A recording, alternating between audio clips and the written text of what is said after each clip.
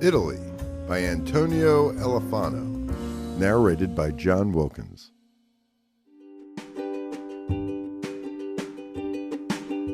We'd been dating 11 months and 14 days when you asked the question, "Why don't you tell me you love me more?"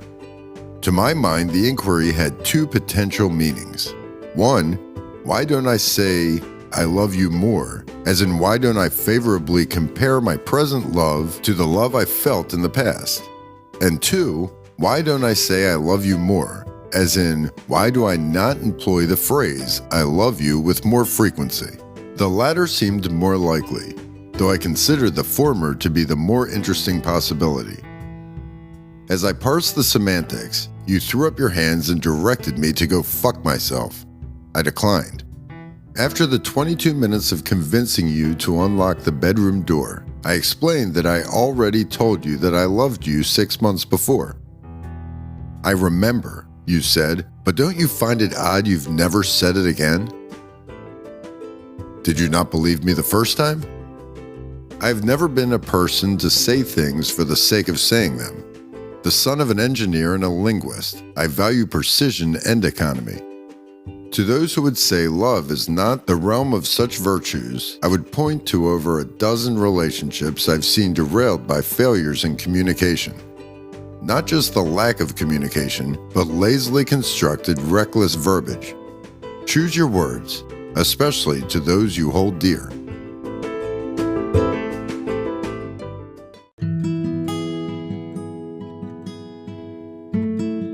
A month later, I asked you to marry me, to which you said yes, to the minor dismay of your friends. A year after that, we were married in a greenhouse in Cape Cod. Small ceremony, friends and family, writing our own vows. You called me the most reliable man you had ever known. Dependable, honest, remarkably forthright. I said what I meant, never exaggerated, and it was that quality, that directness for which others would take me to task, that you found so terribly romantic. It seemed for just a moment you were addressing the crowd more than me, as if to say, "Here it is, here are my reasons." I took no offense. I wondered myself. My vows consisted of nothing more than a series of observations. Our third date, a hole-in-the-wall steakhouse you discovered on a shopping outing with your sister. You were wearing a burnt orange sweater over a white-collared shirt. You ran late that evening from an afternoon jog and didn't have time to straighten your hair. Thick, dark strands hung loose waves around your flush from the cold face. You spoke excitedly about your newest project at work. There was a rhythm to your voice, an acceleration of words leading to a pause, a breathy rest, and then a more deliberate predicate bringing your point to cadence. Your shoulders slumped inward. You used your outstretched hands for emphasis. Fingers sprayed, like an insect's antenna. When you told a bad joke or sensed the story was getting dull, you averted eye contact. When you laughed, your neck craned upward, your shoulders relaxed, and the top lip disappeared into your smile. 2 hours into our dinner, you excused yourself to the ladies' room, leaving the entire room in a gray haze. I could only focus on you, your syncopated steps, your forward lean, the way your legs seemed to disappear amidst the tables as you glided across the room. You caught me looking at you and you were embarrassed, apologizing again with your eyes until the waitress directed you. You returned, smiling bashfully. You laughed though nothing had been said. You told a disturbingly detailed account about catching your grandmother making love to a handyman, then insisted on paying the check in consideration for my listening. You thought you were so boring, so unworthy of attention, when in reality, you were just painfully self-conscious and easily distracted. My mother had always told me marriage was the covenant of witnessing another's life. I could observe you forever.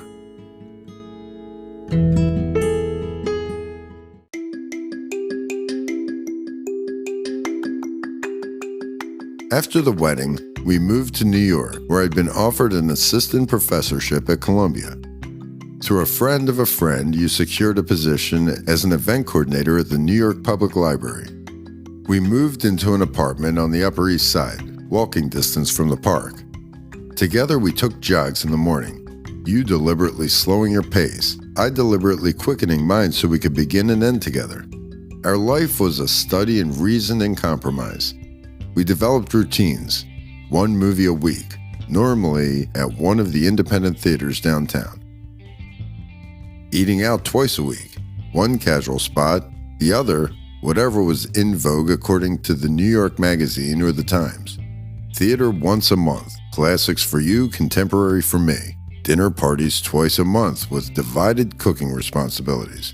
You a specialist in Asian and Latin cuisines. I more inclined to American comfort foods. When either of our parents visited, we offered our bed and refused to let them pay for anything. We went on tours, led them through museum exhibits, and both pretended to enjoy the opera. 3 years into our marriage, we tried to conceive a child. 3 months into our attempts, you became pregnant. A month after that, miscarried.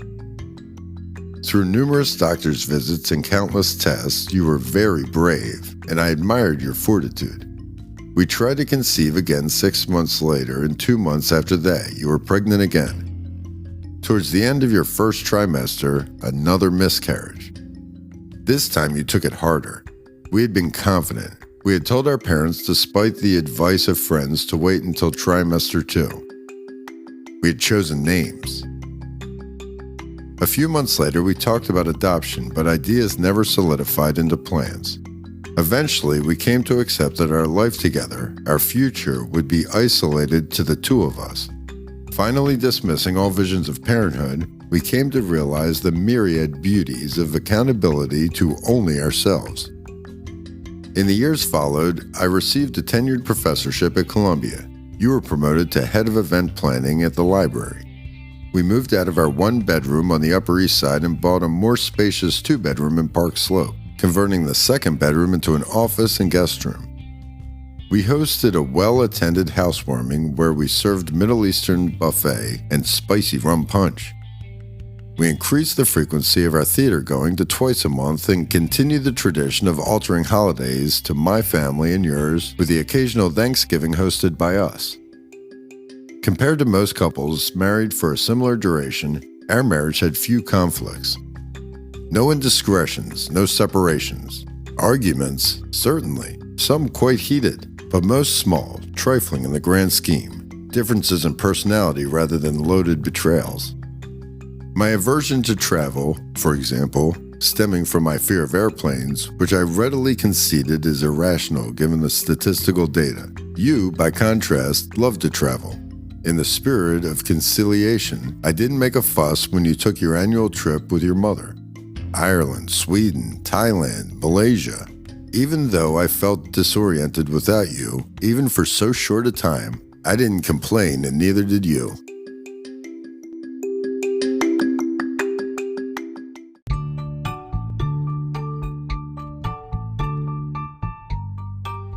After your mother passed, however, at the age of 75, you still wanted to see the world, and I sought a fear that a metal tube self-propelled into the sky would spell my certain doom. Nevertheless, for our 23rd anniversary, I booked 2 flights to Rome.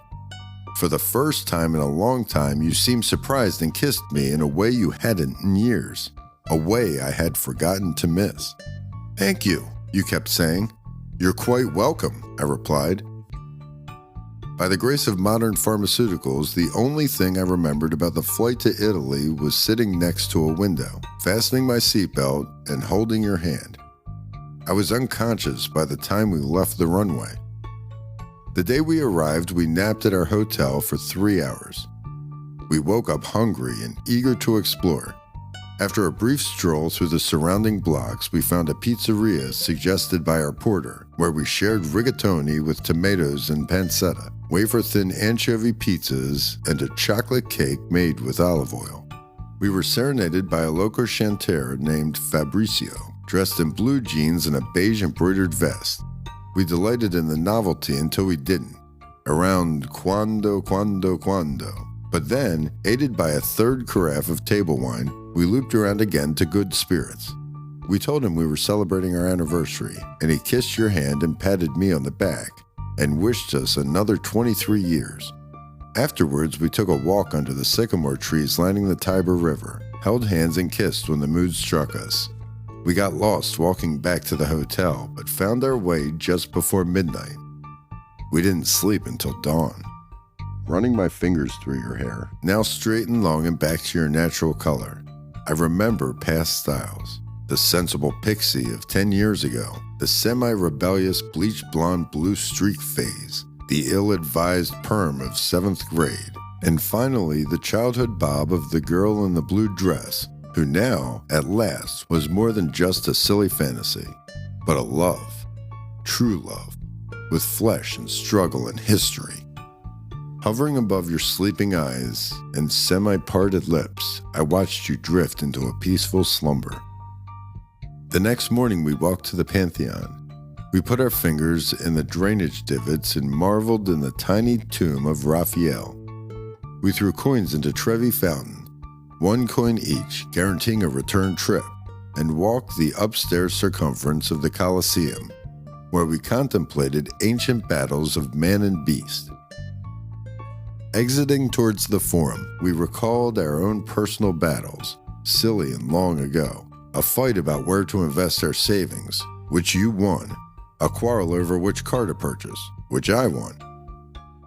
In the afternoon, we took a drive to the hills of Tivoli and the grand fountain of Tivoli Gardens.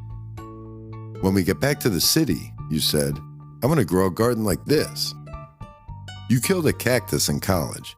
Now you want an olive tree on our fire escape? You know what your problem is? No faith, no imagination. A cactus, a plant that thrives on inattention. I hate your examples. You always pick the most ridiculous one and you repeat it. There was also that hydroponic herb garden. Now you're just being mean. The next day we went to St. Peter's Basilica, where you were mortified by the wax and bronze-covered popes. You made me promise to cremate you when your time came. I agreed quickly, if only because death had always frightened me. Though over the years the thought of my demise was now overshadowed by the fear of yours. Outside of St. Peter's, we snacked on fried rice balls filled with mozzarella, tomato, and peas before driving north to Assisi and the Basilica of St. Francis. So let me get this straight. You said this guy lectured in the nude for attention, preached to pigeons, and prayed for the stigmata, and you canonized him?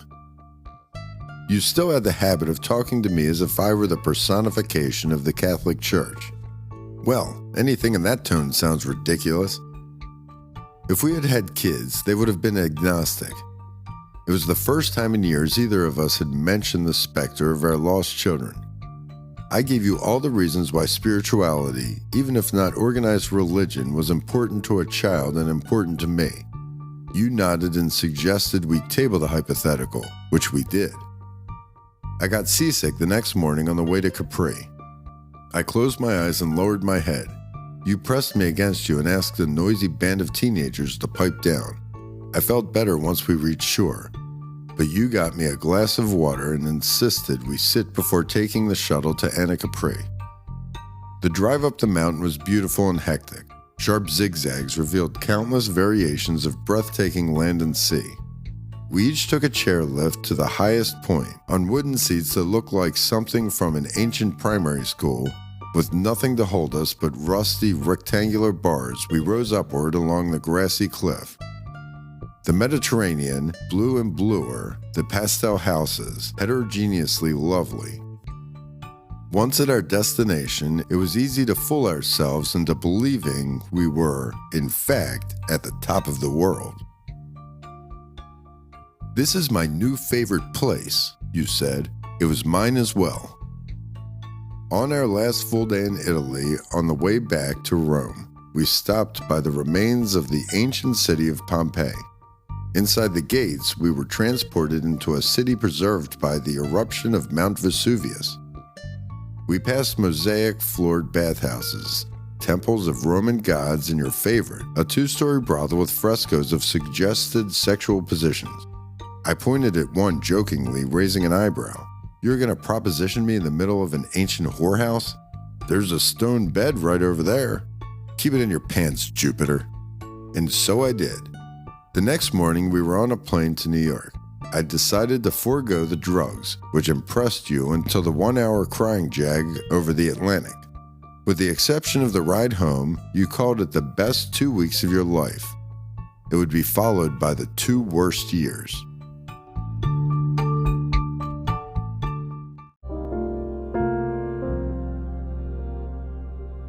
We were starting to plan our next trip, Germany, at the suggestion of your library coworker, when we received the news, ovarian cancer. As if that particular part of your anatomy weren't sensitive enough. The doctors told us about an experimental trial at Mount Sinai. Risky, with terrible side effects, slim chance of recovery, essentially your only hope. You had stopped listening. You were tapping your foot against the ground and looking out the window. The doctors started addressing me. I nodded. I took notes. I told them we needed time to consider it. After we were dismissed from the office, you shot out of your chair, bolting in front of me. I didn't catch up to you until we reached the parking lot. "You're upset," I said. "You're picking up on that? You need some time to absorb the news." "Whatever you say, Professor. You are, after all, the Genius Grant nominee. Self-nominated, of course. You encouraged me to do that. Only after you'd already decided. Honestly, it embarrassed me that you would think so highly of yourself year after year. Is this what you need right now? A punching bag? I'll allow it if it has some therapeutic value." How generous. "I can't talk to you when you're like this." "Then shut up. You need to take a moment. Your blood pressure is the least of my worries." You shook your head. "Couldn't you be insensible for 1 minute? Join me on the edge of an irrational act? I just want to drive a car against a brick wall or scream in an overfilled church. Can you understand that?" Your tirade had begun with an order of silence, but you ended up with a question. Context indicated you were being rhetorical, but I always erred on the side of responsiveness. No? Fuck you. Rhetorical.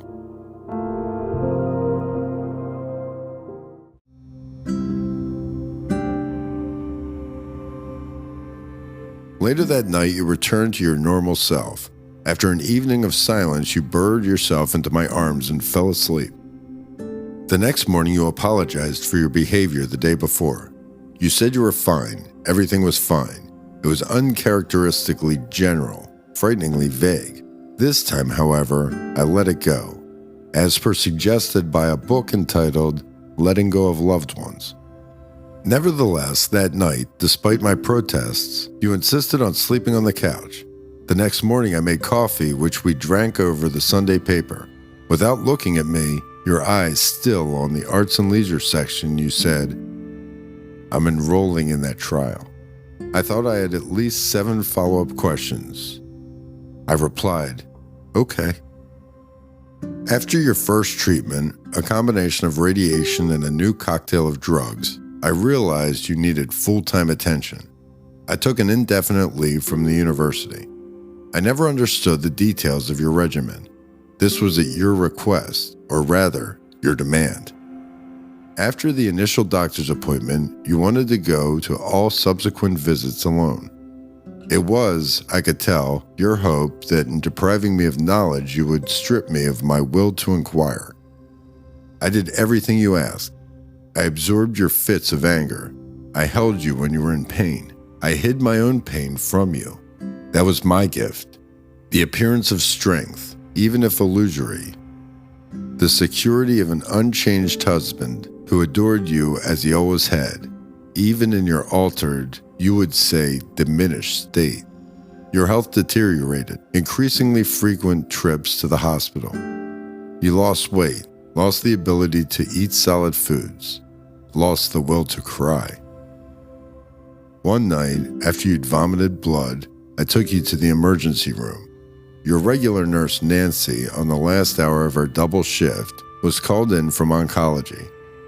After she talked to your physician, a spindly, raggedy-haired boy, not a day over 28, she greeted me in the hallway. 21 weeks, she said. It took me a moment to understand she was referring to the duration of your treatment. That's correct, I said. No one's ever done 21 weeks. Maybe one woman in Minnesota. They're doing this in Minnesota? She nodded. I think that's what I heard. And how did she do? She paused. I don't know. Fine, I think. I did not appreciate being lied to, but allowed her to continue. She was a widow, no living family after 9 weeks. After week 9, it's normally the family that stops it. She was looking ahead and not at me. It's not really my choice, though, is it? She turned. You could convince her. She's in a lot of pain. I'm aware, and she may stop it at any point. I don't think you understand. I understand all too clear. My wife has chosen this course, has endured its terrible side effects, and for what? For people like you, for one. For if, God forbid, you should one day find yourself with her inevitable diagnosis, no doubt the result of this trial will be at least marginally helpful. And yes, for selfish reasons as well, for a chance at survival, however unlikely. If she chooses to grasp onto that, if she wants to fight despite unfavorable odds, who am I to stop her? What do you mean fight? She hasn't told you? Told me what? Though she was violating your doctor-patient confidentiality, I was thankful for Nurse Nancy's clarification. According to her, your trial had essentially failed 2 weeks ago, at least in terms of its central objective. Now, what was happening, to my horror and confusion, was simple. No, not simple. Excruciating, radioactive, blood-in-your-stool data gathering. That evening, I waited until you were comfortable, until the drugs you received in ICU kicked in. It was a rare and fleeting respite from pain. I hated to sully it, but you had left me no choice. With a hard and clenched face, you explained the reason why you'd entered the trial, not out of some misguided hope. The doctors and your own independent research had already dashed that, but out of the need to retain some sense of utility. With your retirement from the library, with me taking care of the affairs of the house and your general well-being, cancer had essentially become your occupation. I understand, I said with a nod. But if you ran a true cost-benefit analysis, surely the diminishment of your quality of life outweighs the benefit of the limited data you're contributing. It seems unethical for your doctors to even be allowing this. Never mind, you said. Leave it alone. This isn't just about you, dear, but patients in the future, vulnerable people. Leave it alone, you repeated, softer but with more force. I conceded.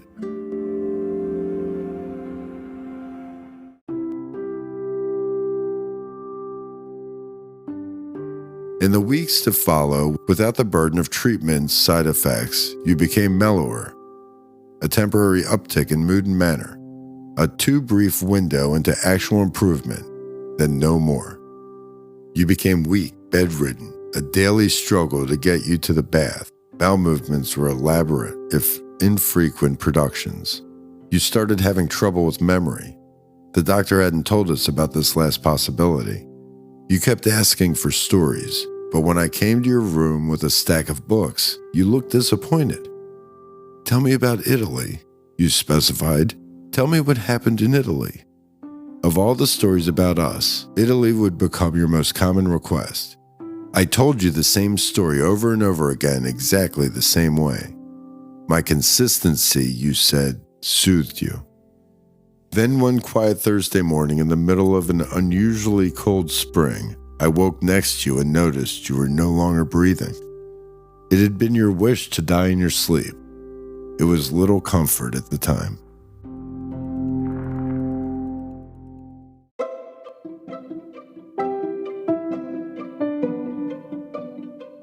It has been 5 years since you passed. The university allowed me to return soon after your funeral, and though I've been encouraged since to retire, I've maintained their employ for the duration. I don't know what to do with free time without you. We had always imagined additional traveling upon our dual retirements. Still, as much as I enjoyed Italy, I do not think I would enjoy traveling alone. I think about our trip often and repeat to myself the story of our excursion, sometimes absurdly enough out loud. It is not the measure of my happiness with you, contrary to my analyst's supposition. A few years after your death, I found myself weeping during an airline commercial and immediately sought professional help. Yet when people inquire about you, it is the story of Italy I tell, not because it is a particularly riveting account, too little conflict, too much in the way of narrative momentum, but because it is pleasing, gentle, easy listening in every sense of the phrase. My therapist spent 7 sessions on the topic but came to no satisfying conclusion. Nevertheless, I continued to see her. With your death came 2 losses, both the person who I enjoyed observing regularly and the only person who ever bothered to observe me in kind. And so I settled for the latter only, which I paid for. I found her theories facile at best, despite her impressive credentials. You're not unlike a prostitute, I told her at our final session. I am done with therapy. Its minor benefit no longer justifies the cost. Besides, I have already diagnosed my problem, and no amount of analysis can alleviate the attached sadness. The most interesting person I have ever known is no longer. All of these words, this entire account has been nothing more than a prelude to a long overdue declaration. Though it must be clear by now, though you already knew it, it deserves to be said 1,000 times over. I love you. I love you. I love you.